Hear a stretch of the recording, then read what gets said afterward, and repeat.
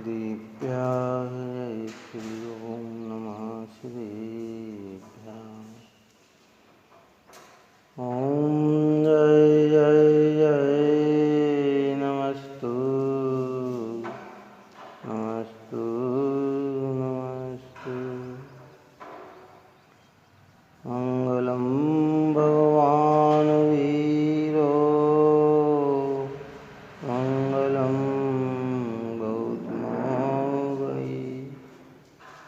मंगलम कुंद कुंदाद्यो जयेन्द्रमस्तु मंगलम सर्वमंगल मांगल्यम सर्वकल्याणकारकम दानां सर्वधर्माणां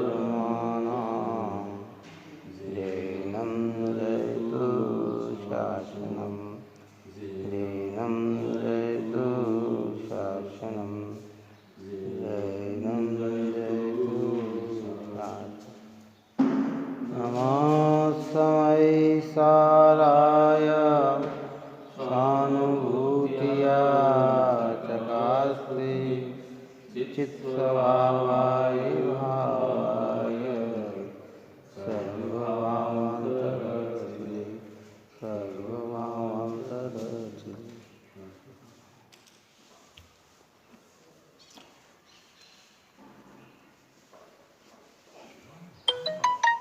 गाथा 83 अपने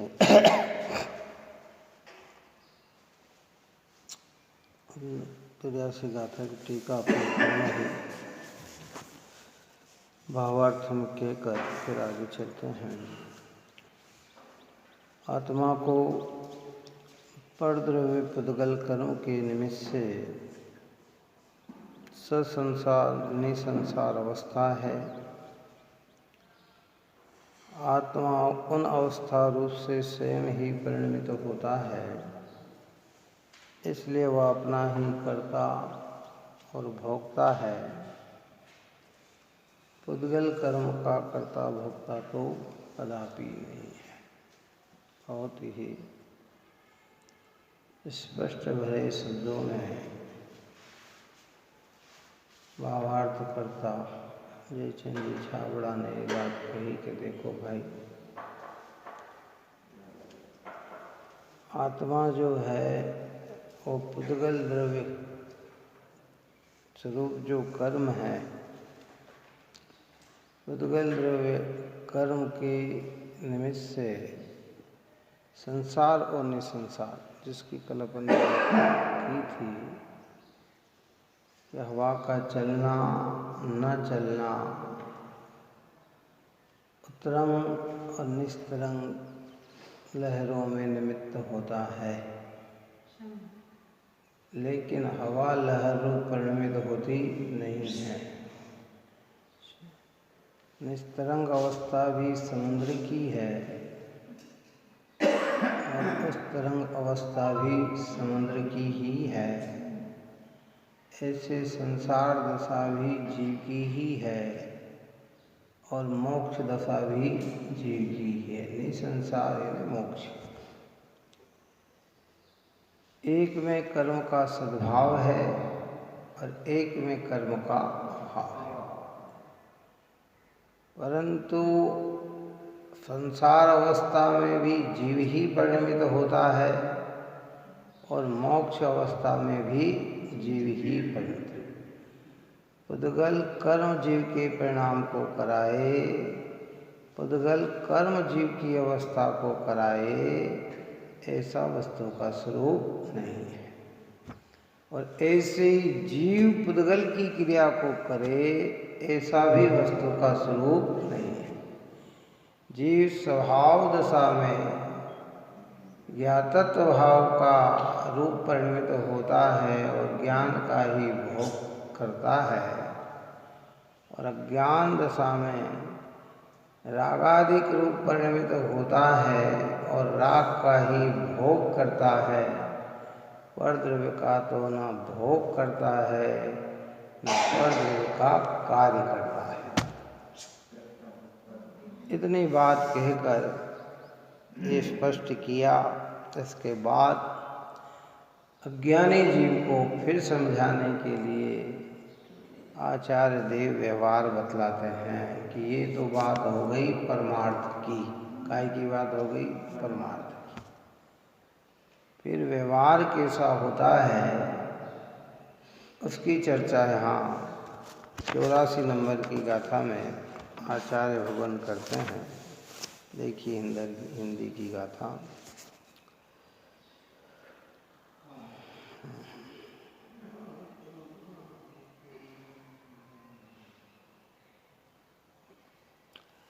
आत्मा करे भव भाति पुद्गल कर्म मत व्यवहार का अरुहि पुद्गल कर्म आत्मा एक विजमय भोगता। कहते आत्मा करे बहु भांति पुद्गल कर्म, यह कथन है व्यवहार का। बहुत सारे अनेक प्रकार के कर्म आत्मा करता है, कर्म का बंधन आत्मा करता है। ये कथन है व्यवहार का, और उस कर्म को ही आत्मा भोगता है, अनेक प्रकार के फल को भोगता है। इस प्रकार का कथन व्यवहार में से किया जाता है। जब एक शुद्ध नई की दृष्टि को गौण किया जाता है, एक परमार्थ की दृष्टि को गौण किया जाता है और संयोग की दृष्टि से देखा जाता है, तो आत्मा अनेक प्रकार के कर्म का करता है और अनेक प्रकार के कर्म के फल को भोगता है। ऐसी बात भी जगह जगह जिनवाणी में कही गई है, जिसको व्यवहार कहा गया है। हमने ही कर्म बांधे, हमें ही भोगना है। अनादिकाल से आज तक मैंने अनंत कर्म का बंध किया और अनादिकाल से आज तक मैंने अनेक कर्म बंध को भोगा। ये सब व्यवहार है। कहीं उपचरित असद्भुत व्यवहार है, कहीं अनुपचरित असद्भुत व्यवहार है। आया ना समझ? ये सब व्यवहार से कथन किया जाता है। परमार्थ से यही सत्य है कि व्यापक भाव के बिना कर्ता कर्म जीव कर्म रूप परिणमे तो कर्म का कर्ता। क्या बात, क्या कहा कि जीव कर्म रूप परिणमे। अच्छा, कर्म चेतन है कि अचेतन? अचेतन है ना, और जीव चेतन है। अगर कर्म रूप परिणमे तो जीव क्या हो जाएगा? अचेतन हो जाएगा। तो जब ये अचेतन होगा नहीं तो अचेतन का कर्ता कैसे है? और कर्म है अचेतन, वो चेतन रूप परिणमित तो होता नहीं। वो जब चेतन रूप परिणमित तो होता नहीं तो वो चेतन का कर्ता कैसे है? ये ओरिजिनल कर्ता कर्म की परिभाषा है। व्यवहार में तो कर्ता अन्य को कहते हैं और कर्म अन्य। कुमार कर्ता घड़ा कर्म, व्यवहार तो ऐसा कहता है। क्या कहता है? व्यवहार दो द्रव्य के बीच की कर्ता कर्म की संधि को जोड़ता है। परमार्थ कहता है एक ही द्रव्य में कर्ता कर्म होता है।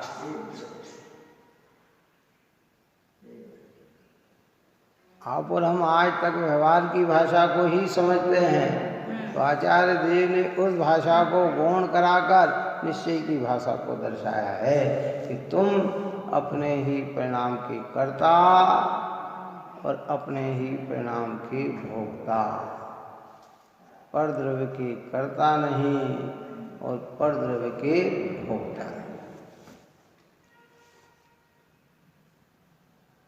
दुख रूप परिणमन अज्ञान दशा में जीव का परिणमन है।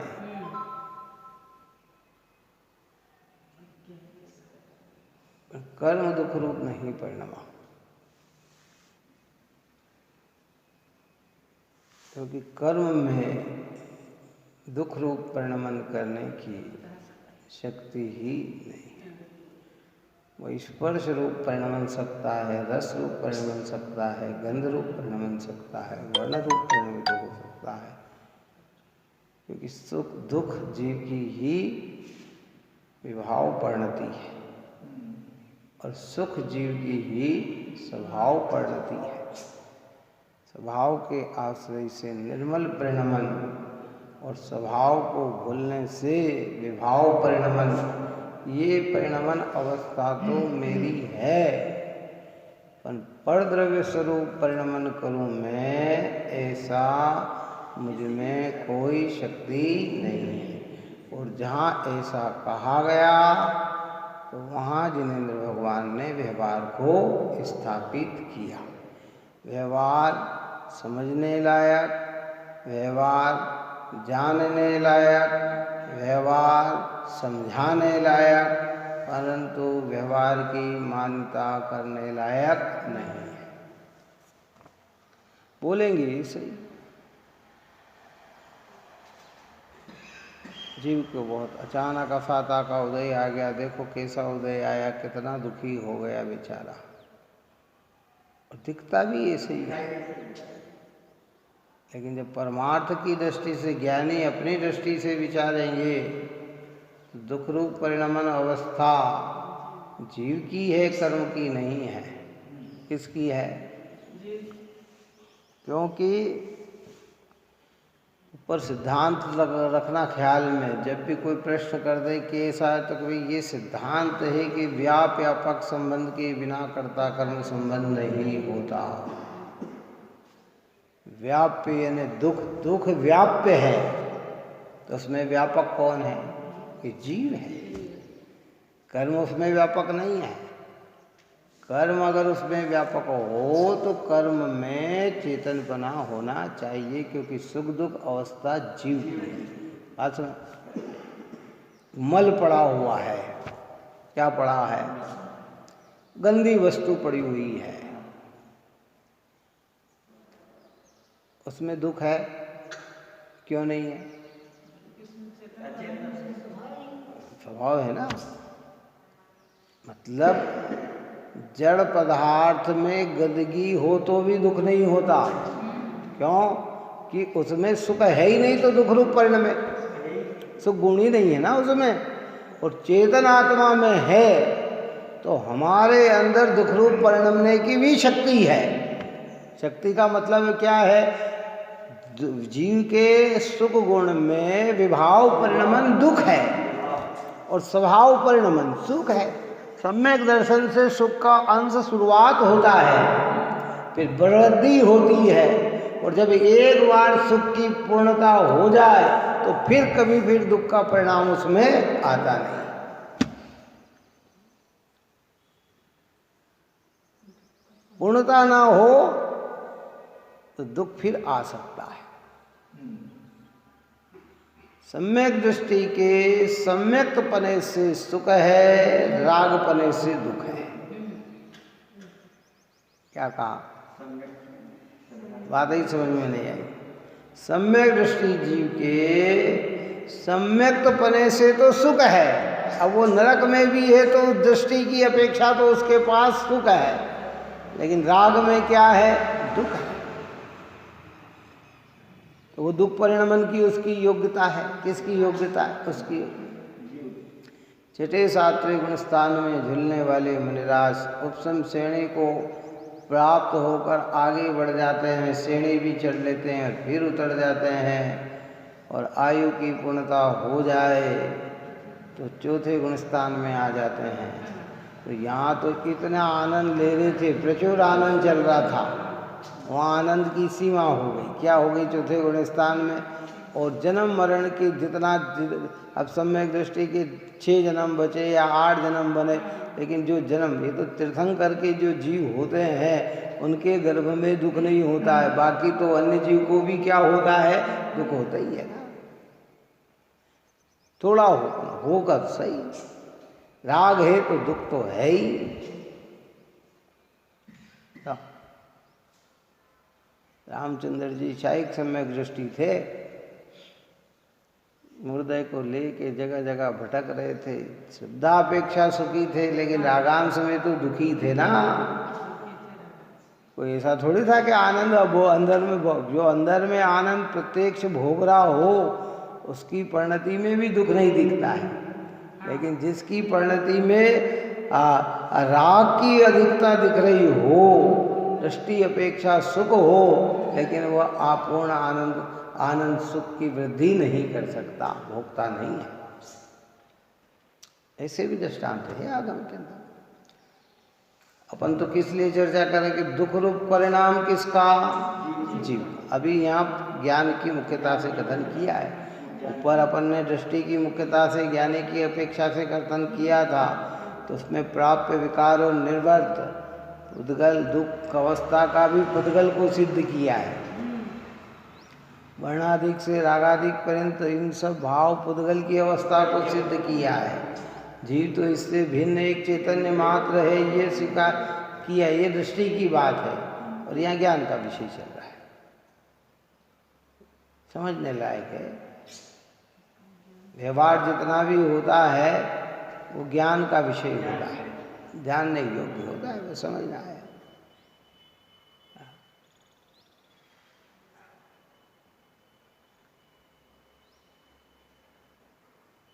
सोचो, विचार करो बस इसमें। वो कल अपन ने कही था कि बोलने में कंजूसी नहीं करना, बोलना पूरा व्यवहार का, पर श्रद्धा करना निश्चय है। तो कहते आत्मा करे भो भांति पुद्गल कर्म मत व्यवहार का, और वो ही पुद्गल कर्म आत्मा नेक विधिमय भोग, नेक अनेक प्रकार की विधिमय अनेक प्रकार से उस कर्म फल को भोगता है। और इसके लिए व्यवहार कायदा अपन ने भी स्वयं किए जो कर्म स्वभाव सो फल निश्चित ही वे देते, ये आप फल दे अन्य तो स्वयं किए निष्फल होते हैं। ये जगत के जीव अपने द्वारा किए गए राग देश के पे जो कर्म बांधते हैं, उस कर्म का फल यही भोगता है। स्वयं करे और दूसरा कर्म का फल दे तो इसका किया हुआ कार्य क्या होगा? बेकार होगा। ये व्यवहार में प्रारंभिक भूमिका में ये मजबूत करता है। कौन सा? व्यवहार मजबूत करता है, और फिर धीरे धीरे व्यवहार गौण होते हुए व्यवहार से मूल चीज पकड़ में आ जाती है। ये दूसरे जो मत है सभी 363 मत, ये तो इस व्यवहार से भी दूर है। हाँ, ये तो वो तो कोई भी एक जना कुछ भी करके वो तो एक कोई दूर कर देता है। ईश्वर की मुख्यता है वहाँ। भगवान ही दुख देता है, भगवान ही सुख देता है। भगवान ही हमारे कर्म को पैदा करता है और भगवान ही हमारे कर्म को मिटाएगा। हाँ, वो तो मिथ्या मान्यता है, गृहीत मिथ्यात्व की है। और हाँ, वो गृहीत मिथ्यात्व की मान्यता है। अब देखो प्रश्न आ गया तो इसका भी समाधान कर लें कि ए भगवान ईश्वर को सुख दुख का कर्ता सर्वथा मानना, वो तो गृहीत मिथ्यात्व है, और कर्म को ही सुख दुख का कर्ता सर्वथा मानना ये अग्रहित मिथ्यात्व है। अपेक्षा से कहेंगे, व्यवहार से कहेंगे तो कोई बात नहीं। व्यवहार से कहा तो कोई बात नहीं। वो भी अगर व्यवहार से भगवान पे आरोप देते हो ना, जैसे हम भी कहते हैं क्या शरण के तुम शरण हो निराधार आधार, मैं डूबत भव सिंधु में खेल लगाओ पार है। अंदर मंतव्य दूसरा है, समझ है। वो भी अगर व्यवहार से भगवान पे आरोप देते हैं कि भगवान आपके आशीर्वाद से ही मैं सुखी हूँ और आपका आशीर्वाद ना होगा तो मैं दुखी होऊंगा, है। आप ही मुझे संसार से पार निकालेंगे, हैं, और आपकी मर्जी ना होगी तो मैं संसार से पार नहीं होऊंगा। ये व्यवहार से कथन कहा जाए, लेकिन वे तो जैसा कहते हैं वैसा मानते हैं, और जैन धर्म में जैसा कहा गया है दृष्टि में वैसा माना जाता नहीं है। मान्यता तो वस्तु के स्वरूप की होती है जो स्वतंत्र रूप परिणमित होती है। एक द्रव्य दूसरे द्रव्य का कर्ता कदापि नहीं। बोलते हुए भी ये मुश्किल है। इसको गोलन करके पूरी तरह से भीतर में बिठा लो, बस बात। गाथा का सार यही है कि हर जगह हमें ये ख्याल रहे, कौन परिणमा, कि मैं परिणमा। दुख रूप मुझे आकुलता हुई, मुझे दुख हुआ, मुझ में राग आया, तो ये राग परिणमन किसका है? पर का है कि कर्म का है कि मेरा है? ये तो मेरा है। किसी को देख के क्रोध आया ना, एकदम गुस्सा आया, किसी की बात सुन के गुस्सा आया है, तो वो भाषा क्रोध रूप परिणमित हुई कि कर्म का है? वो भाषा क्रोध रूप परिणमित हुई कि कर्म का उदय क्रोध रूप परिणमित हुआ कि जीव अपने अज्ञान भाव रूप से क्रोध रूप परिणमित हुआ? बोलो कौन परिणमित हुआ? तो क्रोध रूप परिणमा। तो जीव परिणमा तो कर्ता कौन हुआ? जीव। भाषा कहाँ से हो गई भैया? भाषा अलग है। और इसके लिए फिर दृष्टांत दे के समझाते, तर्क दे के यही तो समझाते हैं क्या? यही तो बात समझाते हैं ना। अगर भाषा से ही क्रोध आता हो तो टोडरमल साहब ने मालूम लिखा, क्या लिखा? लिखा इसका दृष्टांत कोई है ख्याल में? बताओ क्या है? हाँ अभी को याद, ससुराल। ये जब पुराने समय में ससुराल जाया जाता था पहली बार, तो जमाई को या लेने वाले को गाली दी जाती थी और वो हंस रहा है, उसको निरलजर शब्द बोले जा रहे हैं, तुम बेजी ऐसे हो, तुम फलाने हो, तुम्हारी माँ ऐसी है वैसी है, सब कह दिया जाता है, जिसको पहले कहते थे गाल गीत। ये अन्य मत में भी है और उनकी परंपरा हमने सीख ली थी। आजकल तो इसकी प्रक्रिया मिट गई, कुरीति मिट गई है, बुरी रीति है ये। दूर भगावे बुरी रीति या सुख रीत का करे प्रचार है।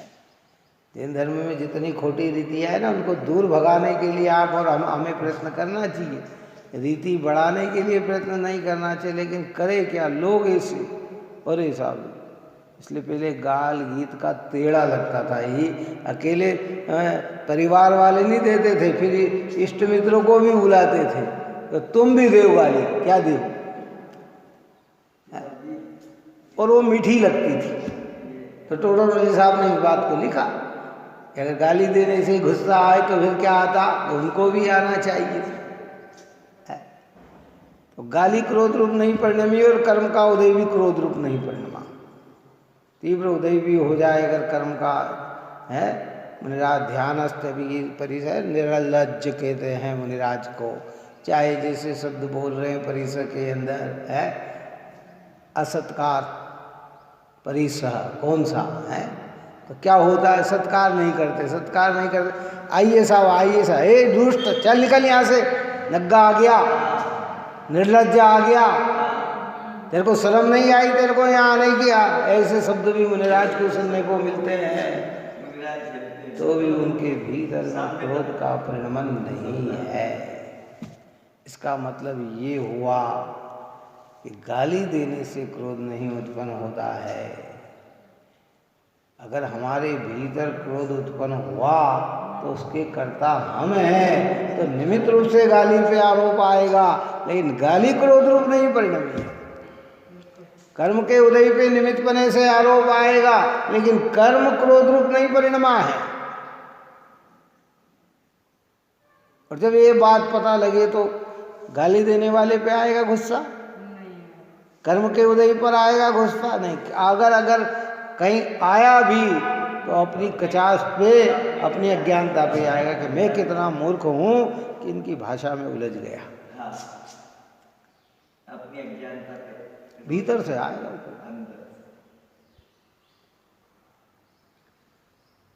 इसलिए व्यापक संबंध के बिना कर्ता कर्म संबंध नहीं। व्यवहार है, दुख रूप कौन परिणमाक? जीव परिणमाक। कषाय रूप कौन परिणमाक? जीव परिणमाक। तो जीव काय का करता है? कषाय का। और जब ज्ञानी की चर्चा करते हैं, दृष्टि की चर्चा करते हैं, तो ज्ञानी क्रोध रूप भी नहीं परिणमता, वह तो जानन जानन जानन ज्ञाता रूप है। चारित्र मोह में क्रोध उत्पन्न हुआ, दृष्टि में ज्ञायक स्वभाव बना रहा। क्रोध ये ने सारी जो अप्रत्याख्यान प्रत्याख्यान संजलन की जो कषाय है ना, वो सब उसमें आ जाता है ना। क्रोध कहने में सब है। और दृष्टि का विषय जब ज्ञान का बनता है, तो ज्ञानी ज्ञान स्वभाव की अपेक्षा ज्ञान रूप परिणमन का ही करता और ज्ञान का ही भोगता। वो क्रोध भी ज्ञान रूप नहीं होता और ज्ञान क्रोध नहीं हो। क्रोध के आकार ज्ञान परिणमता है, पर ज्ञानी ज्ञान का वेदन करता है, क्रोध का वेदन नहीं करता है। और चारित्र अपेक्षा देखा जाए तो क्रोध का वेदन किसका है? तो कि प्रमाण ज्ञान में क्रोध रूप परिणमन स्वीकार है, दृष्टि में क्रोध का करता नहीं, क्रोध का ज्ञाता है। हाँ, जो ऊपर में अपन ने क्या कहा, कर्म के परिणाम को नो कर्म के परिणाम को जो ना करे बस मात्र जाने, प्राप्त हो सद्ज्ञान को। करे नहीं जाने, बस जाने हो जाने। हम परिणमित होते हैं तो चारित्र अपेक्षा करता, श्रद्धा अपेक्षा अकर्ता। अपने में हुआ इसलिए करता, करने का भाव नहीं था इसलिए अकर्ता। तो गुत्थी है, सुलझेगी, धीरे धीरे सुलझेगी, ये बार बार गहरे अभ्यास करने से। इसमें जितना उत्साह आएगा उतने समझेंगे। अब हम क्या, हम तो मान ही बैठे हैं ना। व्यवहार जैसा कैसा वैसे ही हमारी मान्यता बनती है। बोलो कैसी मान्यता बनती? एक दृष्टांत पहले दिया था गृहीत मिथ्यात्व का। संसारी जीव की देखो कैसी पकड़ होती है। योग्यता भी ऐसी जीव की ऐसी होती है और दृष्टि मान्यता भी ऐसी हो जाती है कि बहुत प्रयत्न करने पर भी वह चीज निकलती नहीं है। पुराने संस्कार पड़े हों, गृहीत मिथ्यात्व के संस्कार पड़े हों, छोटा सा बच्चा हो, है पिता घर से बाहर जा रहे थे, इतने में छींक हो गई, रुक गए। अब थोड़ी देर से होऊंगा। बेटे ने पूछा क्यों पिताजी, क्यों नहीं? अरे वो छींक हो गई ना इसलिए नहीं जा रहा हूँ। ठीक है। फिर थोड़े दिन बाद दुकान जा रहे थे, अरे बेटा अभी थोड़ी देर से खोलेंगे, अब छींक हो गई। अब बच्चे में संस्कार भरा गए। कितने भरा गए हैं? अब वो भी जितने भी कार्य करेगा कैसे करेगा? और उसके बाद वो जिनवाणी भी सुनने लग जाए, तत्व विचार नहीं करे, जिनवाणी सुनने लग जाए, निर्णय नहीं करे, जिनवाणी सुनने लग जाए, तो उसकी भाषा कैसी होती है? अभी तत्व निर्णय नहीं किया, विचार नहीं किया, जिनवाणी सुन रहा है। लेकिन जाते जाते किसने छींक, रुक जाओ भैया 2 मिनट। कौन कहेगा? वही कहेगा रोज जिनवाणी सुनने वाला, क्योंकि उसके अंदर वो संस्कार भरे पड़े हैं। ये तत्व संस्कार, तत्व अभ्यास के बिना, तत्व सुनने से लाभ नहीं, तत्व का अभ्यास करने से लाभ है।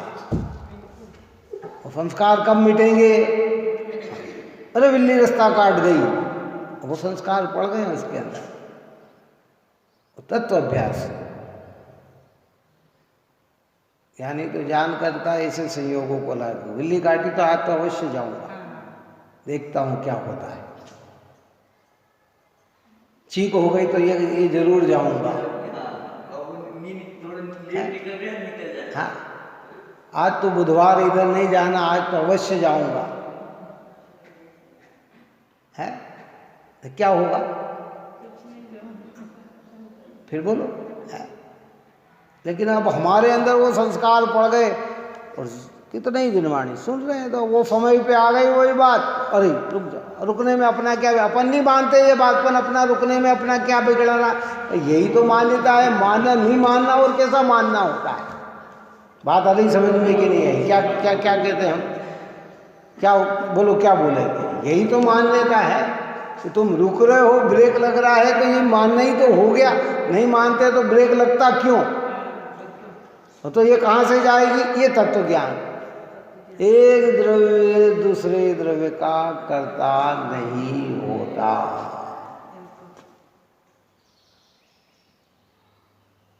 और इसी चीज को लेकर कितने ही लोगों ने छल ग्रहण कर दिया है।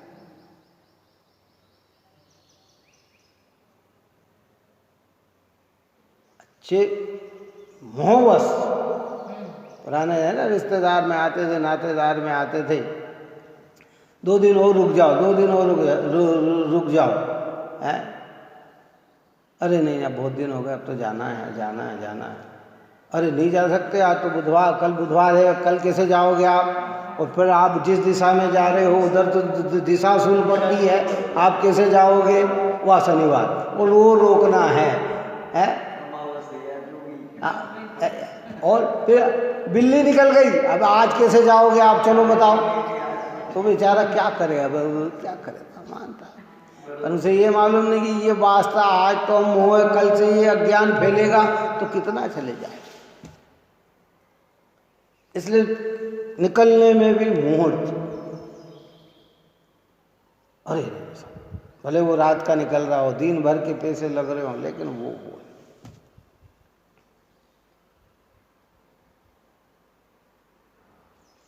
बहुत सारी बातें अन्य मत में तो है ही, अन्य मत में बहे तो हमें तकलीफ नहीं है, लेकिन ये मान्यता हमारी जैन धर्म में आ गई। और जैनों के स्वाद अगर स्वाध्याय वालों में आ जाए तो ये बड़ा तकलीफ का विषय बनता है। किस मान्यता में जीवो मानते नहीं है स्वाध्याय, हाँ, लेकिन लोग जाते हैं अच्छे हाँ, तो वही तो कह रहे हैं, जनवाणी इसी चीज को यहाँ समझा रही। स्वतंत्रता का मतलब क्या?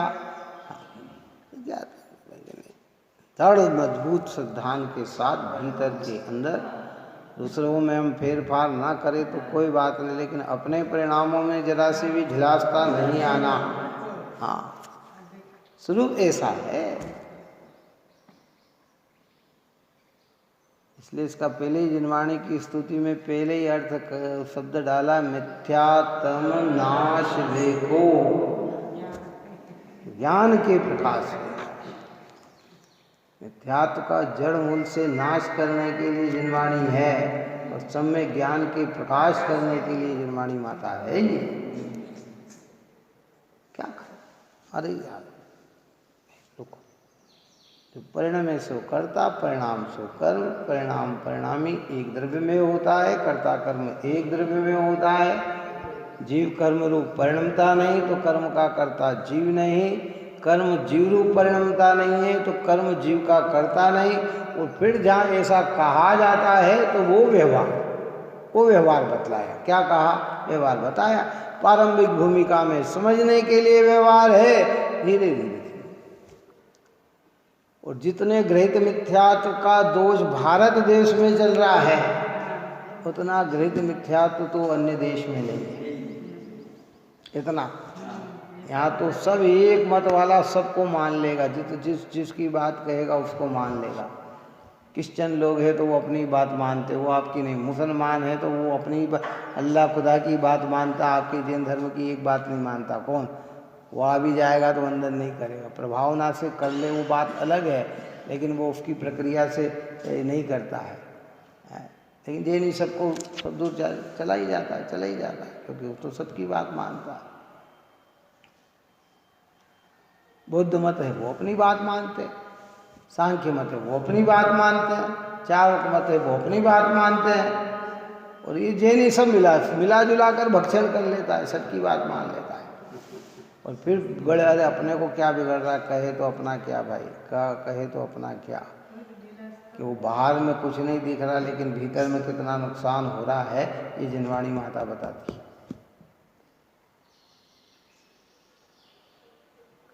रहस्य हाथ में आना चाहिए भाई। तत्व सुनना, तत्व विचारना, तत्व सुनना जितना प्रयोजन भूत है उससे ज़्यादा प्रयोजन भूत तत्व का विचार करना। विचार से निर्णय तैयार होता है और निर्णय में स्वानुभूतियाँ होती है, अपनी चीज पकड़ में आती हो। जब मैं अभी तो कहते हैं कि भैया कर्म क्या कर सकता मेरा कुछ। छोटे मौलवी साहब ने ये जुगल जी ने लिखा ना अपनी पूजा में, बोलो क्या लिखा? जड़ कर्म घुमाता है मुझको या मिथ्या भ्रांति रही मेरी, मैं राग देश किया करता जब परिणति होती जड़ केरी। तो भाव कर्म या भाव मरण सदियों से करता आया हूँ, निज अनुपम गंध अनल से प्रभु पर गंध जलाने आया। जड़ कर्म घुमा रहा है मुझको। बड़े बड़े साधु महाराज भी इसी मान्यता में लगे हुए हैं कि अरे साहब संसार में कौन घुमा रहा है? कर्म घुमा रहा है। कर्म से ही भटक रहे हैं, कर्म से ही कर रहे हैं, कर्म से ही कर रहे हैं, कर्म ही दुखी करता, कर्म ही सुखी करता है?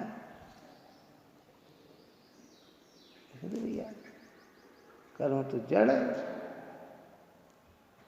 कितना कितना लिखा शब्दों में, लाइन को ध्यान से देखे। कर्म के आगे एक शब्द क्या लगाया? जड़। जड़ कर्म घुमाता है मुझको। कर्म तो जड़ है।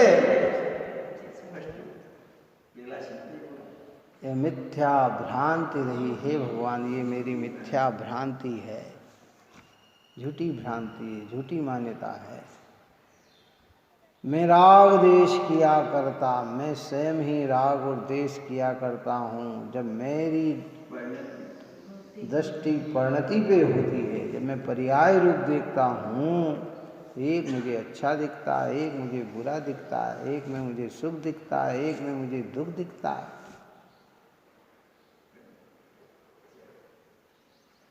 मैं राग देश किया करता जब परिणति होती जड़ केरी। कब से कर रहा हूँ कि यो भाव कर्म या भाव मरण सदियों से करता है। राग देश का परिणाम भाव कर्म, और इससे पल पल आत्मा का मरण हो रहा है। कि ये भाव मरण सदियों से यानी अनंत अनादि काल से करता आया हूँ। अब निज अनुपम अनल से प्रभु पर गंध जलाने आया। निज अपना चैतन्य स्वभाव अनुपम है, उपमा रहित है। उस निज अनुपम, और वह कैसा है? चैतन्य के अनल है, अग्नि के समान है। इसका स्पर्श करते ही राग देश मोह का नाश हो जाता है, कर्मों का नाश हो जाता है। तो के ऊपर गंध जलाने आया हूँ, पुद्गलों की जड़ की गंध को नष्ट करने आया हूँ, जलाने आया। तो हमारी फिर क्या क्या चढ़ाते हैं फिर? ओम ह्रीं देव सास गुरु जिनेन्द्राय प्रियो अष्टकर्म विनाशनाय धूपम निर्मान्ते स्वाहा।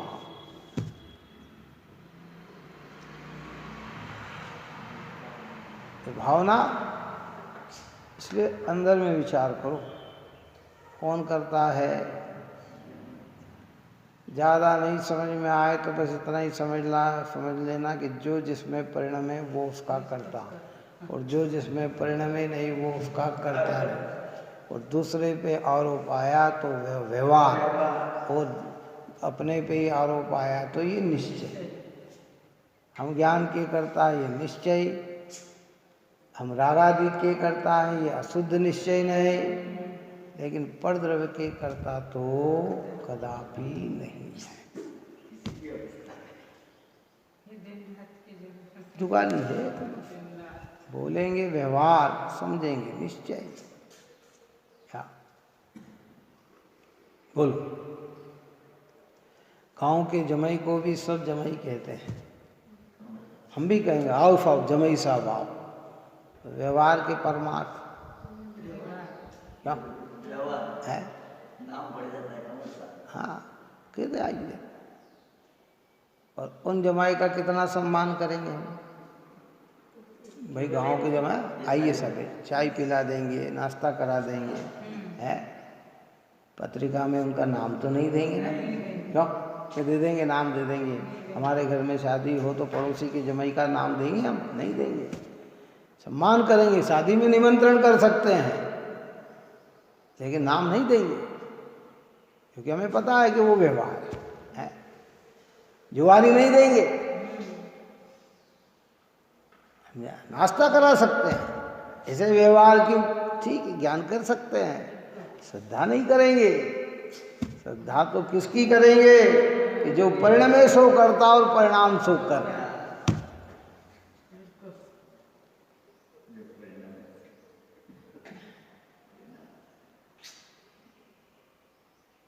इसलिए कर्म मुझ रूप नहीं परिणमता और मैं कर्म रूप नहीं परिणमता। और जहां कहा गया वो व्यवहार, बस सीधी सी बात है।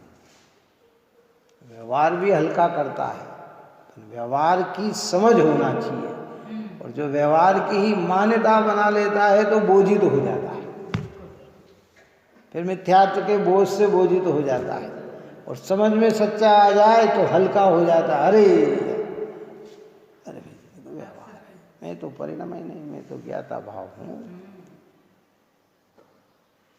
शरीर रूप कौन परिणमा के पुद्गल, रोग रूप कौन परिणमा के पुद्गल के मैं, ये ज्ञान करा है। वास्तविकता में तो जीव जीव की पर्याय रूप परिणमा, जड़ रूप कैसे परिणमा? तो सब शास्त्र में तो लिखा है, नाम कर्म के उदय से। देखो ऐसे शरीर के अंगोपांग निर्माण, नाम कर्म के उदय से ऐसे शरीर अंगोपांग की रचना के निमित्त का ज्ञान कराया है। भाषा आपकी अच्छी निकल रही कि सुस्वर का उदय, ये निमित्त का ज्ञान कराया है। लेकिन इस भाषा रूप कौन परिणमेगा? पुद्गल परिणमेगा, जीव नहीं परिणमेगा। शरीर की सौंदर्यता रूप कौन परिणमेगा? कि जीव पुद्गल परिणमेगा, जीव रूप नहीं परिणमेगा।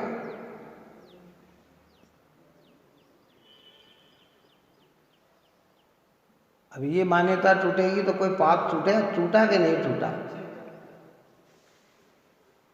क्यों? अगर किसी जीव की ऐसी मान्यता टूटती है तो उसने पाप छोड़ा कि नहीं छोड़ा? अरे उसने अनंत पाप छोड़ दिया। हाँ, लेकिन अब इस पाप को छोड़ना दिखना ये चर्म चक्षु से नहीं दिखता।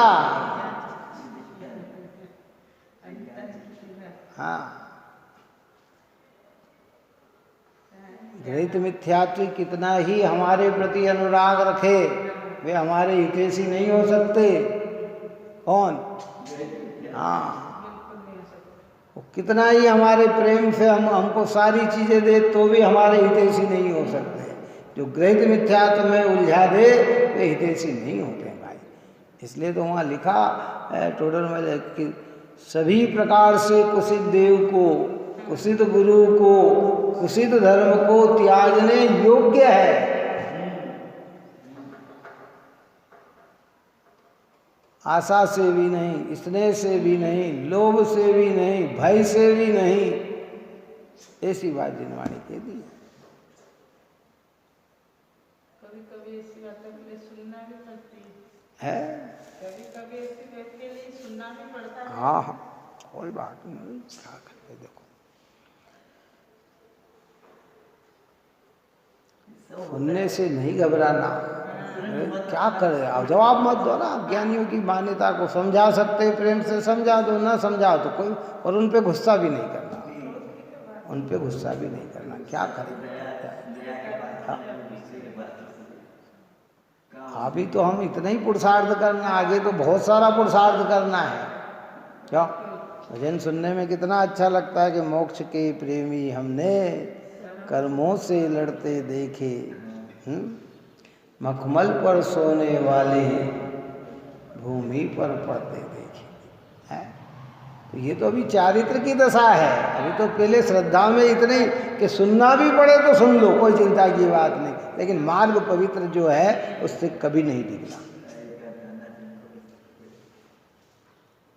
अज्ञानी के पास अज्ञान में ही बात होगी, क्या बात होगी, क्या कह सकता है वो बताओ। और भय तो सभी को लगा हुआ है ना। हम सोच रहे हैं कि ये करके ये सुखी नहीं हो सकता, वो सोचते हैं कि ये करने से सुखी होगा। अब उसका ज्ञान इतना है, अब क्या कर सकते हैं। इसलिए तो कहते हैं कि सबको ऐसे संस्कार डालो कि वो जिनवाणी पढ़े, जिनवाणी सुने। पढ़े सुनने से ही मिथ्यात्व गलेगा, बिना पढ़े सुने विचारने से मिथ्यात्व गलने वाला नहीं है। कुछ तो उस पे बोला आएगा, अब नहीं सुनेगा, कोशिश कर सकते हैं। तो फिर बात तो आगे फिर वही आ जाएगी कि हम समझाने का विकल्प कर सकते हैं, किसी को समझा नहीं सकते। विकल्प हमारी परिणति का है, समझना उसकी परिणति का है, पर प्रयत्न में कमी नहीं रखना।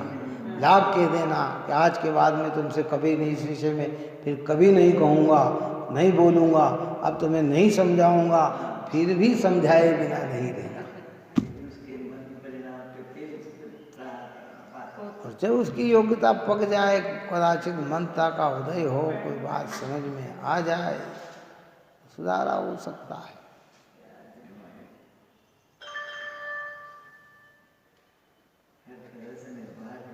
इसलिए क्या कहा जैन धर्म में कि भाई देश दुर्भावना तो किसी के प्रति भी नहीं रखना, चाहे वो हमारे पक्ष का हो, चाहे वो हमारे विपक्ष का हो। उसकी बात समझ में ना आए तो भले कहे ना, पर अंदर में दुर्भावना से युक्त नहीं, क्योंकि उन दुर्भावना से बुरा किसका होगा, हमारा ही होगा। उसका क्या होना है, उसका तो जो होना है सो होगा है। पंडित साहब ने दी ना, तूने प्रभु की नहीं मानती तो जग तेरी कैसे। हाँ, कैसे माने। पर अज्ञानी तो, अज्ञानी में तो सबसे बड़ा ऐसा कर्तृत्व भाव पड़ा हुआ है कि वो तो कहता है कि नहीं, मैं करके दिखा दूंगा। इसलिए वो एन केन अनेक प्रकार के कार्य, और फिर कहते हैं कि भाई कार्य करने में, इसके तो राजनीति में शाम दाम दंड भेद किसी भी प्रकार से कार्य करने की है, पहले मित्रता से समझाओ, न समझे तो धन खर्च करके समझाओ, न समझे तो भेद करके समझाओ, और न करे तो मार करके समझाओ, दंड दे के। समझ में ही शाम दाम दंड भेद। श्याम मैंने पहले प्रेम से समझाओ, फिर नहीं तो लालच देके दाम देकर समझाओ, और यहाँ भी नहीं समझे तो दो पार्टियों में भेद डाल दो, जबरदस्ती एक दूसरे पे झूठे से झूठे आरोप लगा दो, ये से आरोप लगा दो जिससे उसको, हाँ। और फिर क्या करो, और नहीं तो फिर पावर हो तो दंड दे के भाई करके, नहीं करेगा तो गला काट दिया जाए, और उसमें मान्य किया जा रहा है सब प्रकार से।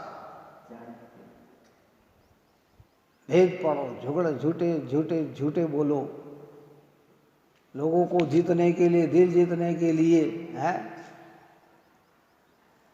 अनेक अनेक प्रकार की बात कहो, तो कहिए तो कि भैया यहाँ धर्म में ऐसा नहीं ना, यहाँ तो शाम दाम दंड भेद की बात नहीं चलती है, यहाँ तो इन सब पापों से दूर हटने की बात चलती है।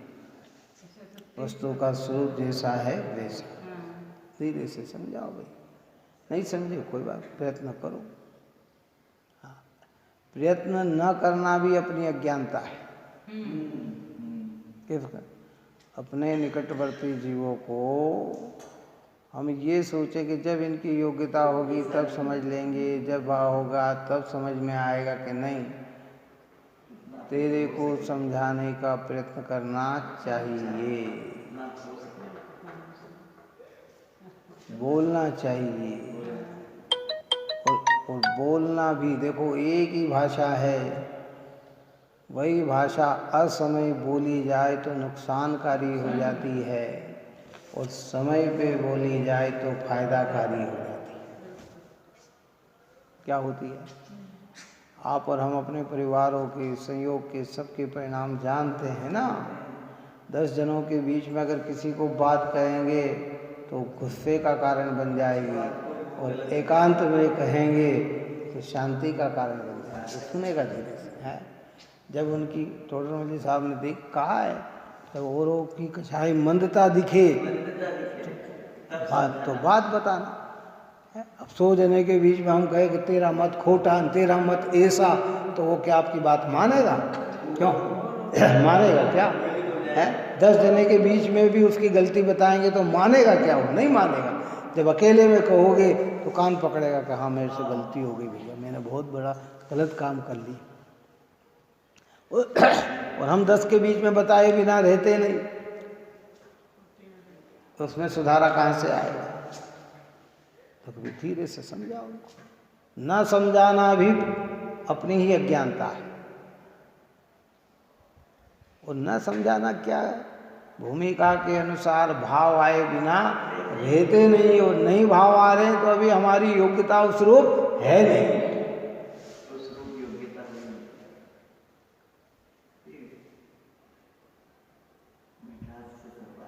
धीरे से कहो, नहीं कहे तो फिर ठीक है।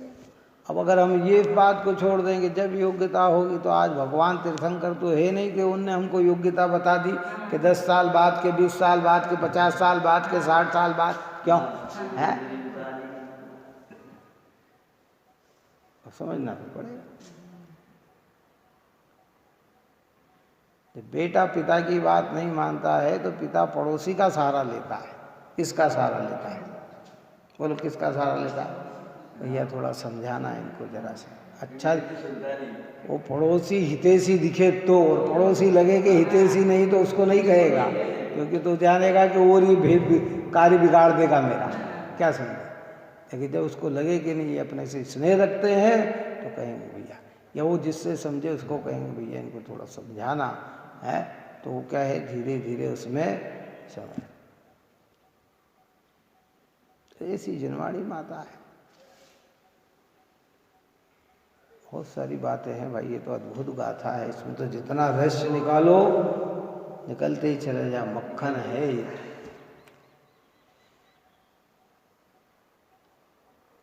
लौकिक दही में, दूध में मक्खन लिमिटेशन में होता है। कितना होता है? कितना? 1 किलो का दही जमाया तो उसमें मक्खन कितना निकलेगा कि 400 ग्राम निकल जाएगा। कितना निकल जाएगा? 300 ग्राम निकल जाएगा। इतना ही मक्खन निकलेगा, इससे ज़्यादा नहीं निकल सकता है। लेकिन जिनवाणी में तो ऐसा है कि जितना निकालो निकलता चला जाएगा। है जितना निकालो, जिस तरीके से सोच बनाओ। इसलिए लिखा ना, माखन ही परोसा है छाछ को निकाल के। हाँ? ऐसी पवित्र ये जनवाणी माता है। आप और हम सभी जीव निरंतर निश्चय और व्यवहार की यथेष्ट परिभाषा समझकर अपनी मिथ्या मान्यता का परित्याग करें और सम्यक्त की ओर अग्रसर हो। यही मंगल हो। सच्चिदानंदे शुद्ध स्वरूपी अविनाशी हो आत्मस्वरूप। सच्चिदानंदे शुद्ध स्वरूपी अविनाशी हो आत्मस्वरूप। सच्चिदानंदे शुद्ध स्वरूपी अविनाशी हो आत्मस्वरूप। निज में बताई यह अनुपकार है, उसके लिए जिनवाणी माँ को वंदना शतबार है, वंदना शतबार।